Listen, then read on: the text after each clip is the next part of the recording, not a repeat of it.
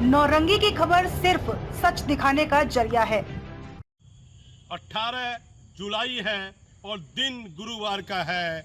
103 police inspector को DSP में promotion दिया गया है।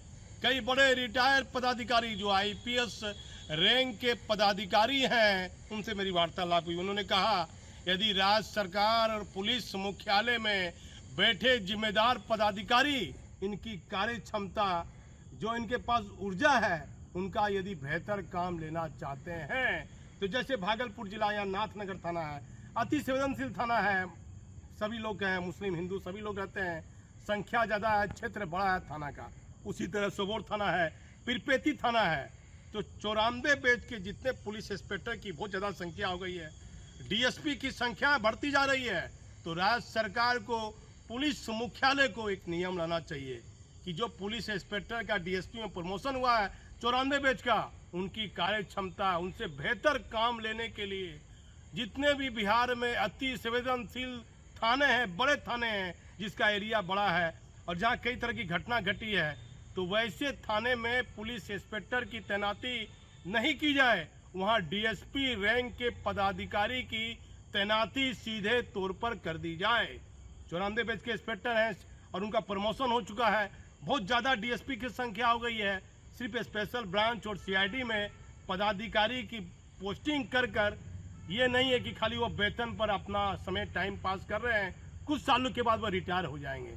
जो अपराध बढ़ रहा है, नए नए पुलिसकर्मी बहाल हो गए, 2009 बेच, 10 बेच, 15 बेच, 12 बेच, 11 बेच, 17 बेच, 18 बेच, लेकिन अनुभव, जानकारी, पुलिस में कैसे काम लेना है, अपराधियों को कैसे पकड़ना है, तो जो 94 बेच में जिनकी बेहतर छवि है, जिनका पैसे का कोई शिकायत नहीं है, कोई नशे का कोई शिकायत नहीं है, कोई वीडियो नहीं वायरल हुआ है, वैसे पुलिस इंस्पेक्टर जो डीएसपी में जिनका प्रमोशन हुआ है, 103 पुलिस इंस्पेक्टर का डीएसपी में प्रमोशन हुआ है, वैसे पदाधिकारियों को बिहार में जो अति संवेदनशील थाना है, वहाँ डीएसपी के पद की जिम्मेदारी दी जाती है, डीएसपी की पोस्टिंग की जा सकती है। इससे अपराध नियंत्रण में, विधि व्यवस्था नियंत्रण में सरकार और पुलिस विभाग को फायदा मिल सकता है। दूसरी अहम खबर है, कल माननीय मुख्यमंत्री नीतीश कुमार 4 बजे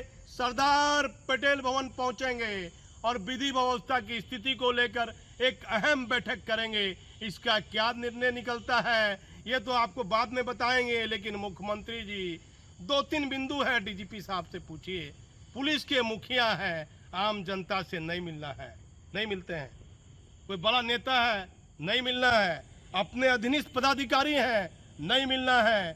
2 जूनियर हैं, राकेश राठी साहब 2002 बैच के, पी कन्नन साहब जूनियर हैं, उनसे मिलना है। बिहार का उनको अनुभव भी नहीं है।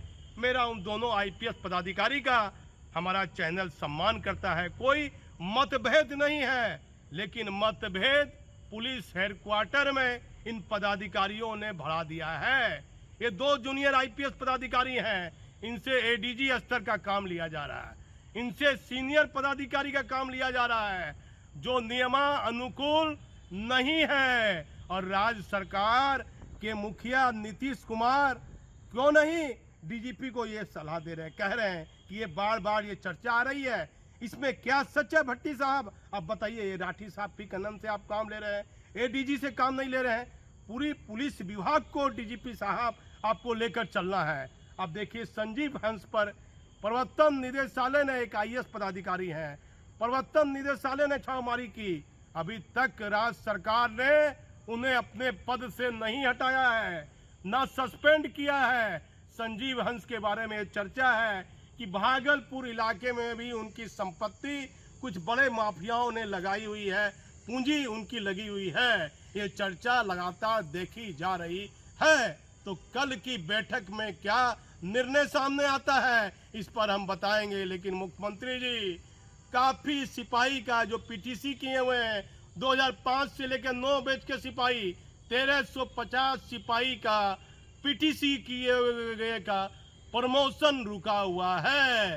तो सिपाही का जितना भी प्रमोशन रुका हुआ है, डीजीपी साहब को कहिए कि जल्द से जल्द सिपाहियों का प्रमोशन वाला कार्य पूरा करें और सिपाहियों का तबादला नहीं हो रहा है। एक एक रेंज में 15-15, 16-16 साल से सिपाहियों की तैनाती है। पुलिस कर्मी के लिए कुछ वेलफेयर का काम भी डीजीपी साहब धरातल में करके दिखाइए। आप हमारे चैनल पर बने रहिए।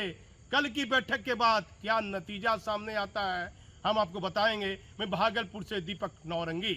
बिहार के मुख्यमंत्री नीतीश कुमार आज शुक्रवार को 4 बजे सरदार पटेल भवन करेंगे बैठक। मुख्यमंत्री जी अपने डीजीपी साहब से पूछिए कि सीनियर पुलिस पदाधिकारी का काम जूनियर से क्यों ले रहे हैं। मुख्यमंत्री डीजीपी साहब से पूछिए कि आईजी मुख्यालय के पास कितनी महत्वपूर्ण फाइलें पेंडिंग क्यों है। मुख्यमंत्री जी डीजीपी साहब से पूछिए कि आप पुलिस के मुखिया हैं, कभी किसी पुलिसकर्मी का दर्द सुना। आज पुलिस मुख्यालय में 4 बजे बिहार के मुख्यमंत्री नीतीश कुमार बढ़ते अपराध को लेकर और कई अहम बिंदु पर समीक्षा बैठक करेंगे। मुख्यमंत्री जी कृपा डीजीपी साहब से इन सवालों का जवाब जरूर पूछिए कि जब से डीजीपी साहब ने पदभार ग्रहण किया है तब से अभी तक किसी भी सिपाही या अन्य पुलिसकर्मी का दर्द सुना है। डीजीपी साहब से मुख्यमंत्री जी यह भी जरूर पूछिए कि आपने अधीनस्थ पदाधिकारी क्यों नहीं मिलते हैं। क्या कभी बिहार की जनता के साथ जनसंवाद किया है। मुख्यमंत्री जी डीजीपी साहब से यह जरूर पूछिए कि क्या यह सच है कि पुलिस मुख्यालय में सीनियर पुलिस पदाधिकारी का कार्य जूनियर पुलिस पदाधिकारी से क्यों लिया जा रहा है। मुख्यमंत्री जी किसी भी सरकार के लिए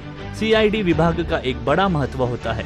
क्या सीआईडी विभाग का कार्य बेहतर तरीके से हो पा रहा है। मुख्यमंत्री जी अब तक सीआईडी में एडीजी रैंक के पदाधिकारी की स्थायी पोस्टिंग तो नहीं हुई है, लेकिन सीआईडी विभाग के अधीन कई महत्वपूर्ण फाइल का क्या कार्य पेंडिंग है। मुख्यमंत्री जी डीजीपी साहब से यह जरूर पूछिए कि किसी एडीजी स्तर के पदाधिकारी के पास 3 विभागों का कार्य था, क्या 2 विभाग उनसे जो अलग किया गया है उसमें क्या आपसे अनुमति ली गई है। मुख्यमंत्री जी डीजीपी साहब से पूछे कि पूरे बिहार में कितने केस लंबित है। मुख्यमंत्री जी डीजीपी साहब से यह जरूर पूछिए कि आपने पदभार ग्रहण करने के बाद कितने रेंज में जाकर समीक्षा बैठक की है। मुख्यमंत्री जी डीजीपी साहब से यह सवाल जरूर पूछिए कि कोई बड़ी आपराधिक घटना हुई है तो क्या आप स्वयं जाकर मामले को भी कभी देखा है। मुख्यमंत्री जी डीजीपी साहब से यह गंभीर बिंदु का सवाल जरूर पूछिए कि बिहार में जम्मू कश्मीर और नागालैंड से बिहार में कितने लोगों ने लाइसेंस हथियार का प्राप्त लिया है। इसका डाटा क्या पुलिस मुख्यालय के पास प्राप्त है। मुख्यमंत्री जी डीजीपी साहब से पूछिए हाल फिलहाल भागलपुर जिले में हुई हर्ष फायरिंग के मामले में वह हथियार का लाइसेंस कहां था और क्या पुलिस पदाधिकारी को भेजकर जांच कराई गई या सिर्फ खानापूर्ति के लिए पत्राचार किया गया। मुख्यमंत्री जी आप हमेशा कहते हैं ना मैं किसी को फंसाता हूं ना मैं किसी को बचाता हूं। मुख्यमंत्री जी हाल फिलहाल भागलपुर में हुई गैंगरेप की घटना में नाबालिग लड़की के मित्र को पुलिस ने क्यों छोड़ा, क्या वजह थी। क्या नाबालिग लड़की को जिस व्यक्ति के द्वारा ले जाया गया वह दोषी नहीं है। मुख्यमंत्री जी डीजीपी साहब से पूछिए कि अनुचित जनजाति और महिला उत्पीड़न के मामले में कितने मामले बिहार पुलिस के द्वारा पेंडिंग है। मुख्यमंत्री जी कृपया डीजीपी साहब से पूछिए कि आईजी हेडक्वार्टर के पास कितनी महत्वपूर्ण फाइल पेंडिंग है। मुख्यमंत्री जी डीजीपी साहब से पूछिए कि आप पुलिस के मुखिया हैं तो पूरे पुलिस विभाग की एक साथ व्यवहार कुशल नहीं रहने का समाचार लगातार सोशल मीडिया में आ रहा है, इसकी क्या सच्चाई है। डीजीपी से बड़ा पद पुलिस महकमे में कोई नहीं होता है। मुख्यमंत्री जी डीजीपी साहब से पूछिए कोई भी दागी पुलिसकर्मी या भ्रष्टाचार में शामिल पुलिसकर्मी के द्वारा डीजीपी महोदय साहब के द्वारा कोई कार्रवाई की गई है। हम सिर्फ सच दिखाने का जरिया है, जो चर्चा हो रही है उस पर भी हम खबर बना देते हैं। हमारा किसी पदाधिकारी से कोई निजी मतभेद नहीं है, हम सिर्फ सच दिखाने का जरिया है।